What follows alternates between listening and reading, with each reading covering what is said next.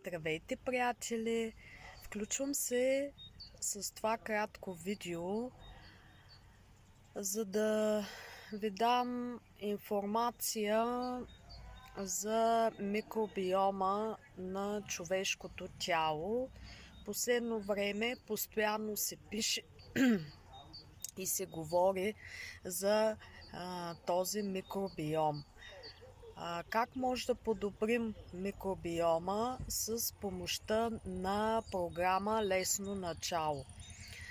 А какво представлява тази програма? Тя включва 4 продукта, 2 пробиотика Acidophilus и Bifidus за тънкото и дебелото черво, храносмилателни ензими, които са изключително важни за усвояването, за обработването на храната и усвояването на важните хранителни вещества от нея, и кламъцките водорасли, които хранят и чистят клетките ни.